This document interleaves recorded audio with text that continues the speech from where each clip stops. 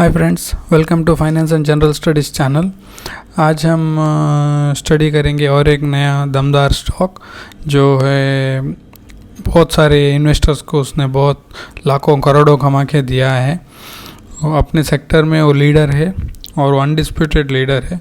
मतलब बहुत साल से उसका लीडरशिप किसी ने भी ब्रेक नहीं किया। नंबर 1 है अपने सेक्टर में और उसके पास बिज़नेस का अराउंड मोर देन 40 to 50% उसके पास ही मार्केट शेयर है। उसके वजह से वो मार्केट में लीडर है। और हम कल जैसे मैंने बोला था कि हम हर एक दिन एक एक स्टॉक के बारे में स्टडी करेंगे जो कि फंडामेंटली स्ट्रॉन्ग है और वो हमारे इंडेक्स का भी पार्ट्स है। और हमारे रिटेल इन्वेस्टर ऐसे स्टॉक में इन्वेस्ट करने चाहिए जो कि आपको डिसेंट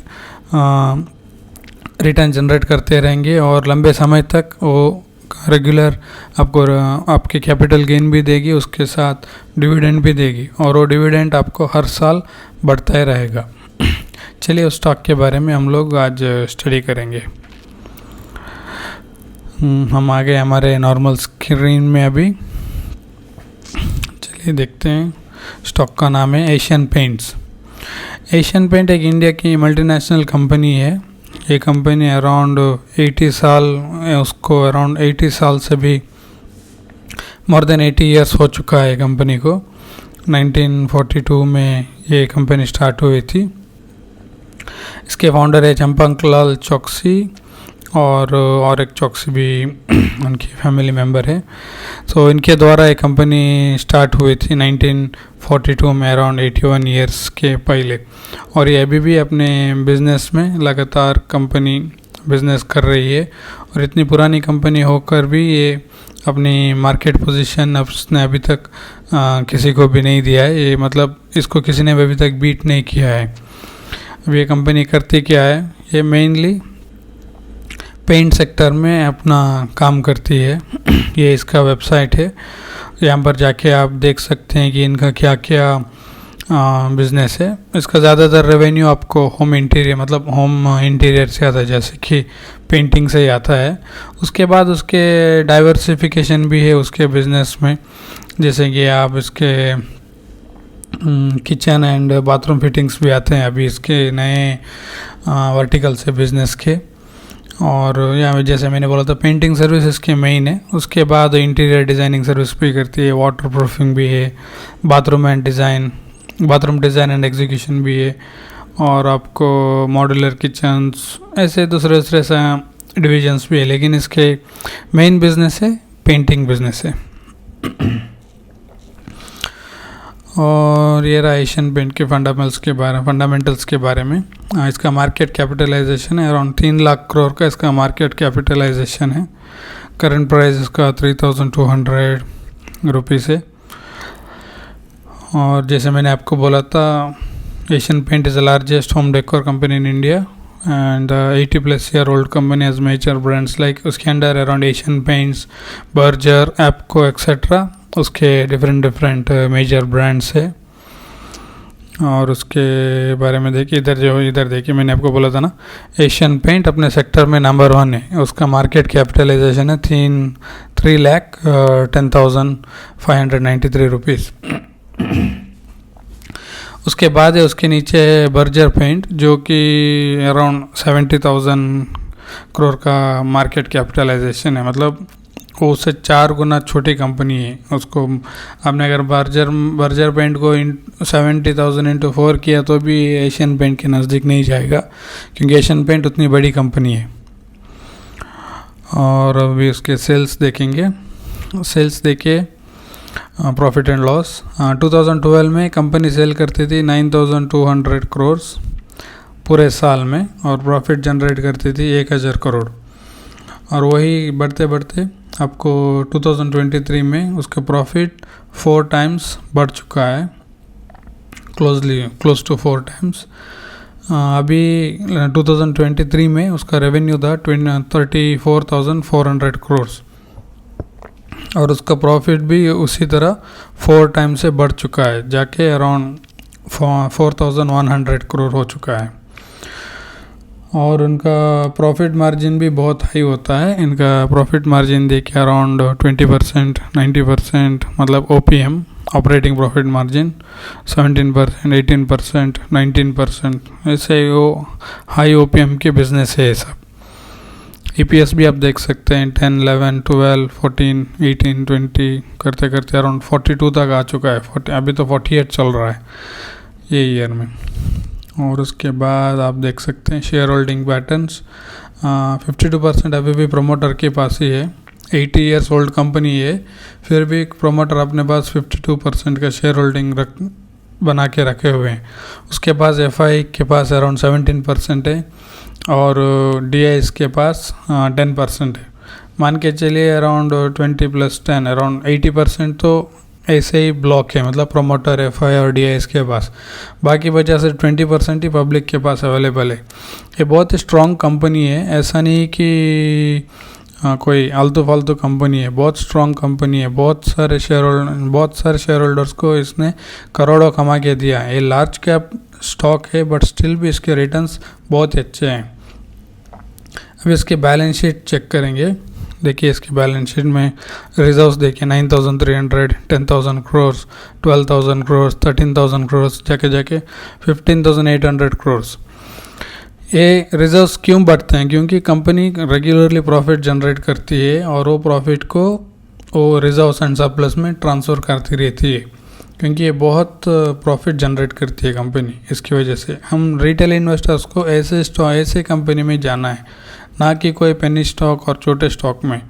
मतलब आपने अगर इन्वेस्ट किया तो भी आपको कोई टेंशन नहीं होगा कि कल क्या होगा, परसों क्या होगा, उधर रिसेशन आ गया। ये कंपनियां वो सब कुछ देख चुकी है और उनको मालूम है कि उनको उस चीज़ों के साथ कैसे हैंडल करना है, कैसे टैकल करना है। इनका मैनेजमेंट भी बहुत स्ट्रांग है, उनके पास सालों का एक्सपीरियंस है। वर्स्ट सिनेरियोस ये कंपनी ने देखा है और उसके वो सब सिनेरियो के साथ ये कंपनी फेस करके आगे बढ़ चुकी है। तो अब मान के चलिए कंपनी के पास कितना एक्सपीरियंस है और कितना बिजनेस साइकिल से कंपनी देख चुकी है, तो अब बिना डरे कंपनी में इन्वेस्ट कर सकते हैं। उसके बाद आप डेट देखिए, उसके पास कुछ डेट तो इसके कुछ ना के बराबर ही है। आप देखिए 20,000, 18,000, 44 करोड़, सॉरी नहीं 20,000 नहीं, 19 करोड़, 18 करोड़, 76 करोड़। ये तो उसको ना के बराबर डेट है। शॉर्ट टर्म डेट तो कोई प्रॉब्लम नहीं, ये 1 साल में क्लियर हो जाता है। मतलब ये शॉर्ट टर्म डेट मतलब आपको 1 साल के भीतर क्लियर करना पड़ता है, कोई प्रॉब्लम नहीं। लॉन्ग टर्म डेट तो ना के बराबर ही है। 76 करोड़ तो एशियन पेंट के लिए कुछ भी नहीं है। आप उसका कैश भी देख सकते हैं 444 करोड़, 782 करोड़, 610 करोड़, अभी तो 843 करोड़ का कैश है। दूसरे एसेट भी है, मैं देख सकते हैं आप, उनका इन्वेस्टमेंट भी है, इन्वेंटरीज भी है, ट्रेड रिसीवेबल्स भी है। मेनली ये फ्यू चीज़ें हमको देखना पड़ेंगे, जैसे कि कैश हो, उन कंपनी के ऊपर डेट कितना है और रिजर्व्स कितना है, ये सब हमको चेक करना पड़ता है। उसके बाद आप देखिए डिविडेंड, कंपनी साल डिविडेंड देती रहती है। ऐसा कोई 1 साल भी नहीं है जहाँ पर कंपनी ने डिविडेंड देना मिस किया हो। साल में 2 बार एक डिविडेंड देती है, इंटरिम और फाइनल करके, आप यहाँ पर देख सकते हैं। इस साल तो 2023 ने कंपनी ने सिर्फ एक ही बार डिविडेंड दिया है 21 रुपीज़ का। वो मतलब नॉर्मली वो 2 टाइम्स देती है, फाइनल एंड इंटरिम कर, मतलब वो डिवाइड करके। इस बार वो कंपनी ने एक ही बार दिया है। 2022 में कंपनी ने अराउंड मान के चलिए 20 रुपीज़ का डिविडेंड दिया था। इस बार कंपनी ने एक ही बार दिया, वो भी 21 रुपीज़ 25 पैसे का डिविडेंड दिया है। और कंपनी है ना, मतलब जैसे कि बड़े बड़े इन्वेस्टर्स होते हैं, वो लोग बोलते रहते हैं जो कंपनी हर साल डिविडेंड बांटती रहे और वो भी डिविडेंड हर साल बढ़ाती रहे, ऐसे कंपनी बहुत स्ट्रॉन्ग कंपनी होती है। और रिटेल इन्वेस्टर्स को ऐसे कंपनी में जाना पड़ता है। मतलब ये सब बोलते हैं, ये सब पैरामीटर एक क्वालिटी कंपनी को दिखाता है कि क्वालिटी कंपनी कैसी होती है। सो हम लोग रिटेल इन्वेस्टर को ऐसे कंपनी में जाना पड़ता है, ना कि कोई ऐसी एरी गेरी कंपनी जो मतलब ऐसे ही छोटे कंपनी और पेनी स्टॉक में जो अभी उनका ठीक से उनका बिजनेस स्टार्ट भी नहीं हुआ है, हाँ माना कि उधर रिटर्न्स आपको ज़्यादा बनते हैं, लेकिन आपके कैपिटल का पूरी तरफ से वाइप आउट होने का भी चांसेस बहुत ज़्यादा है उधर।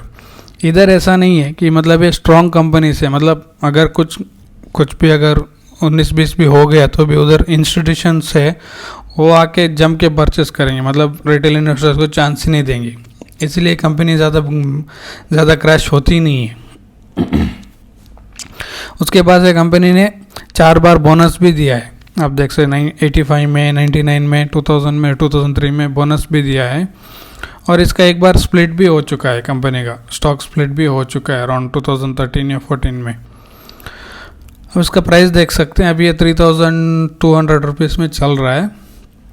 ये आपको देख सकते हैं 5 साल में 142%, मतलब ये डबल से भी ज़्यादा करके दे रही है। हर 5 साल में आपका पैसा डबल होता रहेगा, इतना नहीं कि हर एग्जैक्ट 5 साल में हो जाए, कभी कभार 6 साल भी हो सकता है और कभी कभार 4 साल या 3 साल में भी हो सकता है, वो डिपेंड ऑन मार्केट साइकिल। अभी तो क्रूड ऑयल का प्राइस ऊपर जा रहा है, तो इसलिए एशियन पेंट का मेन रॉ मटेरियल है क्रूड ऑयल, उसी की वजह से थोड़ा स्टॉक अपने क्या बोलते हैं एक ही रेंज में घूम रहा है। मतलब आप देख सकते हैं 2021 से 23, मतलब 2 साल से ये कंपनी ने अभी तक कुछ रिटर्न दिया ही नहीं है। 2 साल से मतलब ये माइनस में है, मतलब जहाँ पर थी वहीं पर घूम रही है कंपनी। और अभी तो फिर से क्रूड ऑयल का प्राइस बढ़ रहा है, तो इसका प्राइस अभी घट चुका है। मान के चलिए ऐसा ही चलता रहेगा, 1-2 साल ऐसा ही कुछ मूवमेंट नहीं हो रहेगा, 2 साल 3 साल ऐसा ही मूवमेंट नहीं रहेगा, बाद में फिर एक ही बार तेज़ी आ जाएगी, जो कि आपको विद इन 5 ईयर्स के टर्म में ये सब आपको देखने को पता चल जाएगा। इसलिए इसको परचेज़ कीजिए और होल्ड करके बैठिए, तो आपको लॉन्ग टर्म में आपका इन्वेस्टमेंट ज़रूर बढ़ेगा और आपको डिसेंट इनकम की जनरेट करके देगा। और जैसे मैं आपको हमेशा बोलता हूँ, मैं कोई सेबी रजिस्टर्ड ब्रोकर नहीं हूँ, तो मैं सिर्फ आपको फंडामेंटल दिखा रहा हूँ कि एक फंडामेंटल स्ट्रॉन्ग कंपनी कैसी होती है और रिटेल इन्वेस्टर्स को कैसे स्टॉक में इन्वेस्ट करनी चाहिए। मैं सिर्फ आपको ज़रिया बता रहा हूँ कि ऐसे ऐसे स्टॉक्स पिक कीजिए, ना कि कोई पेनी स्टॉक में जाइए। इन्वेस्टमेंट का डिसीजन सिर्फ आप ही को लेना है, वो आप अपने खुद जो फाइनेंशियल एडवाइज़र्स होते हैं उनके साथ कंसल्ट करके आप इन्वेस्ट कर सकते हैं। ओके दोस्तों, आशा करता हूँ कि आपको ये वीडियो पसंद आया हो। अगर आपको वीडियो पसंद आया तो प्लीज़ लाइक कीजिए, शेयर कीजिए और सब्सक्राइब कीजिए। और अगले वीडियो में हम फिर से मिलेंगे एक अच्छे नया और अच्छा स्टॉक में। Okay, till then.